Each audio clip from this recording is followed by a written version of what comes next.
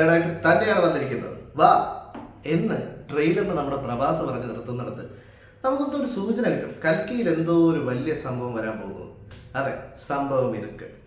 Hi guys, welcome to GJ buzz. This is me GJ. ഇന്ന് നമ്മൾ പറയാൻ പോകുന്നത് കൽക്കി 2898 ADയുടെ റിവ്യൂ ആണ്.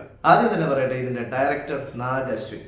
Hats off to you man, salute to you man. കാരണം ഇത്രയും നല്ലൊരു സിനിമ, ഇത്രയും എന്താ പറയുക, ഒരു ബിഗ് ബഡ്ജറ്റിൽ ഇത്രയും ഒരു വളരെ ഒരു ഹോളിവുഡിനോട് കിടപിടിക്കുന്ന രീതിയിലൊരു സിനിമ മേക്ക് ചെയ്തതിന് hats off to you, salute you. നമുക്ക് നേരെ സിനിമയുടെ ഒരു ബേസിക് പ്ലോട്ട് പറഞ്ഞു തുടങ്ങാം. കാരണം ഇതിൽ ഒരുപാട് റിവീൽ ചെയ്ത് കഴിഞ്ഞാൽ അത് ഭയങ്കര സ്പോയിലേഴ്സ് ആയി പോകും. സോ വളരെ ബേസിക് ആയിട്ടുള്ള ഒരു പ്ലോട്ട് ഞാൻ പറയുകയാണ്. എന്താ, നമ്മുടെ ഒരു പ്രോഫസി എന്നൊക്കെ പറയില്ല, അതുപോലെ ഒരു കുഞ്ഞ് ജനിക്കാൻ പോകുന്നു. ആരുടെ ഉദരത്തിലാണ് നമുക്കറിയില്ല, എവിടെ നിന്നാണ് വരാൻ പോകുന്നതെന്ന് അറിയില്ല, ഒരു തരത്തിലുള്ള ഡീറ്റെയിൽസ് നമുക്കറിയില്ല. പക്ഷെ ഒരു കുഞ്ഞ് ജനിക്കാൻ പോകുന്നു, അതോടെ രോഗം രക്ഷപ്പെടും എന്നൊക്കെയുള്ളതാണ്.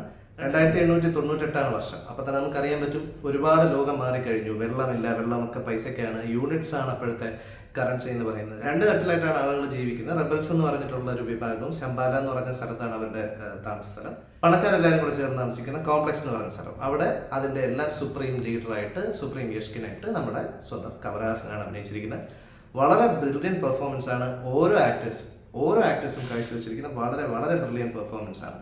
സോ നമുക്ക് ഓരോന്നായിട്ട് എടുത്ത് പറയാം. ആദ്യം തന്നെ ഇതിന്റെ നായകനായ പ്രഭാസിനെ കുറിച്ചാണ് പറയാനുള്ളത്. പ്രഭാസ് ചെയ്തിരിക്കുന്ന ഭൈരവ എന്ന് പറയുന്ന ക്യാരക്ടർ വളരെ ചാമിങ് ആയിട്ടും വളരെ തമാശ നിറഞ്ഞതായിട്ടുള്ള ക്യാരക്ടറാണ്.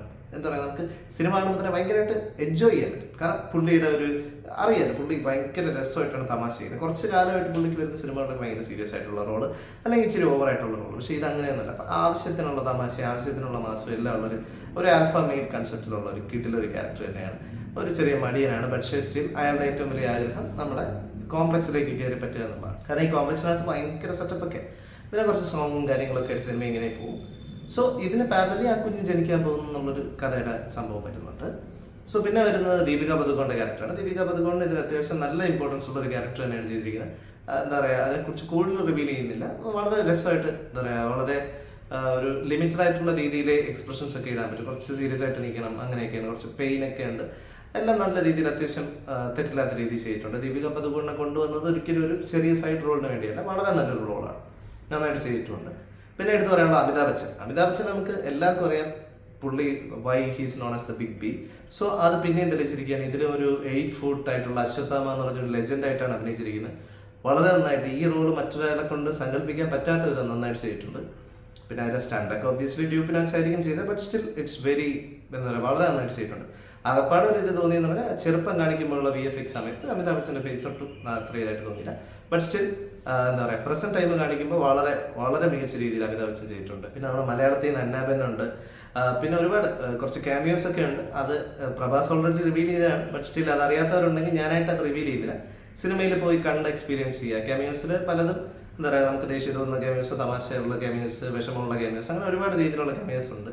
എല്ലാം നല്ല രസമായിട്ട് പോകും. പിന്നെ അല്ലാതെ എടുത്ത് പറയാനുള്ള പശുപതിയുടെ ക്യാരക്ടർ ഉണ്ട്. പശുപതി നന്നായിട്ട് ചെയ്തിട്ടുണ്ട്. ഒരു എന്താ പറയുക, ഒരു പ്രൊട്ടക്ടർ അല്ലെങ്കിൽ ഒരു നാടിന്റെ രക്ഷകന്മാരിൽ ഒരാളായിട്ടുള്ള ഒരു ക്യാരക്ടറാണ്.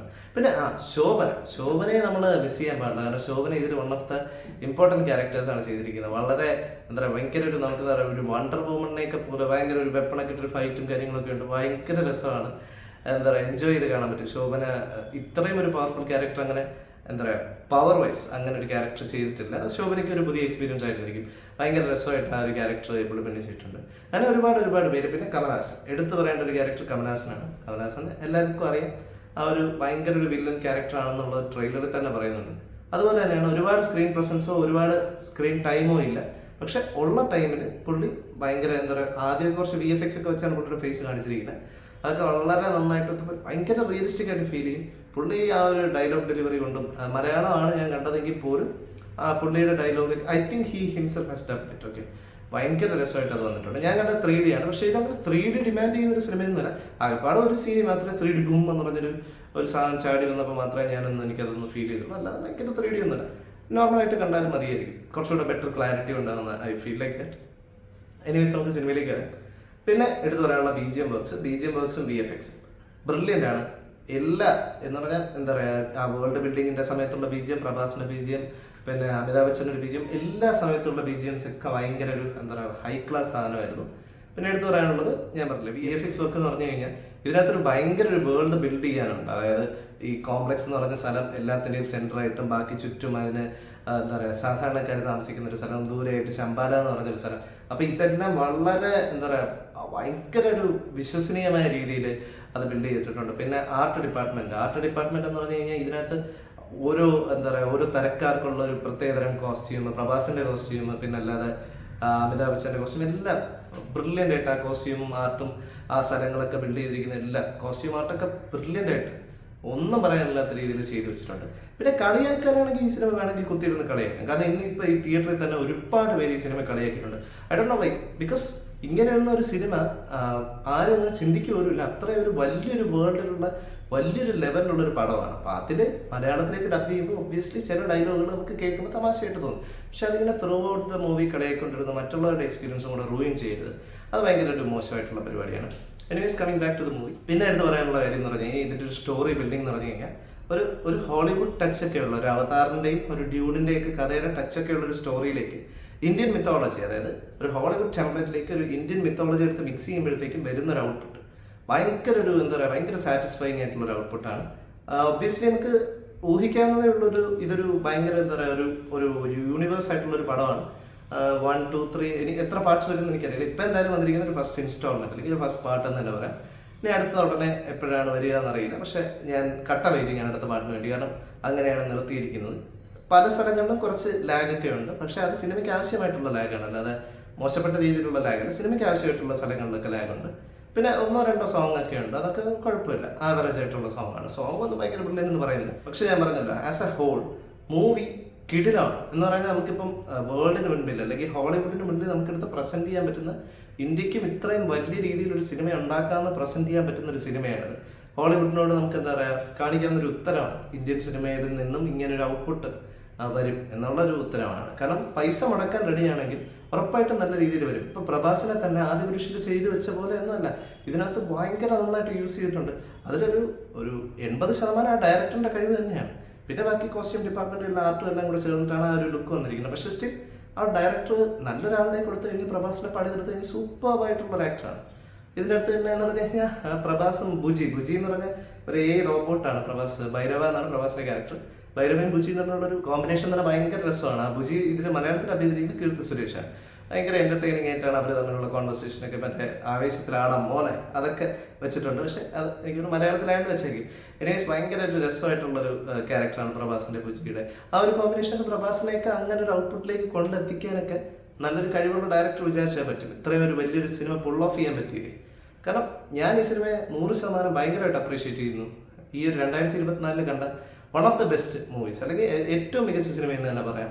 തിയേറ്ററിക്കൽ എക്സ്പീരിയൻസ് ഡിമാൻഡ് ചെയ്യുന്ന ഒരു സിനിമയാണ്. തിയേറ്ററിൽ കണ്ടാൽ മാത്രമേ ഇപ്പം നമ്മൾ എന്താ ഇതിൽ കാണുമ്പോഴത്തേക്ക് ഫോണിൽ കാണുമ്പോഴത്തേക്ക് നമ്മൾ അടിച്ചു വിടും OTT-ലാകുമ്പോൾ. പക്ഷെ തിയേറ്ററിലാകുമ്പോൾ അങ്ങനെയാണ്, നമ്മളത് ഓരോ സാധനവും നമ്മളത് എൻജോയ് ചെയ്ത് അതിൻ്റെ എന്താ പറയുക ഫുൾ ക്വാളിറ്റിയിൽ അത് കണ്ടുവരുമ്പോഴത്തേക്കാണ് അതിൻ്റെ ഒരു യഥാർത്ഥ സംഭവം കിട്ടുന്നത്. സോ നിങ്ങളെല്ലാവരും, എൻ്റെ ഒരു അഭിപ്രായമാണ്, നിങ്ങളെല്ലാവരും ഇത് തിയേറ്ററിൽ പോയി കാണണം. ഞാൻ പേഴ്സണലി ഈ സിനിമയ്ക്ക് കൊടുക്കുന്ന റേറ്റിംഗ് 4.5 ആണ്. ചിലപ്പോൾ ഇത് പലർക്കും ഇതിൻ്റെ എതിരഭിപ്രായങ്ങൾ ഉണ്ടാവും. ഞാൻ പറയുന്നത് എൻ്റെ മാത്രം ഒരു ഒപ്പീനിയനാണ്. ഈ സിനിമ കണ്ടിരിക്കേണ്ട ഒരു സിനിമയാണ്. കാരണം ഇന്ത്യൻ സിനിമയ്ക്ക് ഇങ്ങനെ ഒരു സാധനം പുൾ ഓഫ് ചെയ്യാൻ പറ്റും. കാരണം എന്താ പറയുക, നമ്മളിപ്പോൾ മലയാളത്തിലൊക്കെ ഇപ്പോൾ ഒരു വില്ലൻ മുരളി അല്ലെങ്കിൽ ഒരു പഴശ്ശിരാജ അത്തരത്തിൽ, അല്ലെങ്കിൽ ഇപ്പം മരയ്ക്ക എന്നൊക്കെ പറഞ്ഞിട്ടാണ് വലിയ ബിഗ് ബഡ്ജറ്റിൽ പടങ്ങൾ വരുന്നത്. അപ്പോൾ ഇപ്പോൾ ഇന്ത്യൻ സിനിമയുടെ മൊത്തത്തിലൊരു ഔട്ട്പുട്ടായിട്ട് ഇതിനെ നമുക്ക് കാണിക്കാൻ പറ്റും. കാരണം ഇത് വളരെയധികം ബഡ്ജറ്റ് മുടക്കിയെടുത്ത സിനിമയാണ്. അപ്പോൾ അത്രയും ബഡ്ജറ്റ് യൂസ് ചെയ്തതിനുള്ള അത്രയ്ക്കൊരു നല്ലൊരു ഔട്ട്പുട്ടും വന്നിട്ടുണ്ട്. സോ ഇത്തരം ഒരു സിനിമകൾക്കൊക്കെ ബഡ്ജറ്റ് മുടക്കുന്നതിൽ തെറ്റില്ല. കാരണം വളരെ നല്ലൊരു ഔട്ട്പുട്ട് അവർക്ക് ക്രിയേറ്റ് ചെയ്യാൻ പറ്റിയിട്ടുണ്ട്. എന്താ പറയുക, ഒരു മഹാഭാരതവും എന്താ പറയുക ആ ഒരു ടച്ച് ഭയങ്കര ഒരു രസമാണ്. അശ്വത്ഥാമ എന്ന് പറയുന്ന ക്യാരക്ടറൊക്കെ, പിന്നെ ഒരുപാട് ക്യാരക്ടേഴ്സ് കെമിയൂസ് എല്ലാം ഉണ്ട്. അതൊന്നും ഞാൻ കൂടുതൽ റിവീൽ ചെയ്യുന്നില്ല. എല്ലാം നിങ്ങൾ തിയേറ്ററിൽ പോയി എക്സ്പീരിയൻസ് ചെയ്യുക. സോ എല്ലാവരും കണ്ടിട്ട് അഭിപ്രായങ്ങളെല്ലാം രേഖപ്പെടുത്തുക. നിങ്ങൾക്ക് എതിരഭിപ്രായങ്ങളുണ്ടെങ്കിൽ അത് കമൻറ്റ് ബോക്സിൽ രേഖപ്പെടുത്തുക. സോ വീഡിയോ ഇഷ്ടമായെങ്കിൽ ലൈക്ക് ചെയ്യുക, ഫ്രണ്ട്സിനും ഫാമിലിക്കും എല്ലാവർക്കും ഷെയർ ചെയ്യുക. ഇതുപോലുള്ള മറ്റു വീഡിയോസ് കാണാനായിട്ട് GJVS എന്ന് പറഞ്ഞ എൻ്റെ ഈ ചാനൽ ഒന്ന് സബ്സ്ക്രൈബ് ചെയ്യുക. ട്രാവൽ ബ്ലോഗ്സും ഫുഡ് ബ്ലോഗ്സും ആയിട്ട് ഒരുപാട് വീഡിയോസ് നമ്മുടെ കയ്യിലുണ്ട്. ഇനിയും പുതിയ വീഡിയോസ് ആയിട്ട് വരുന്നതായിരിക്കും. Till then it's me GJ signing off. By.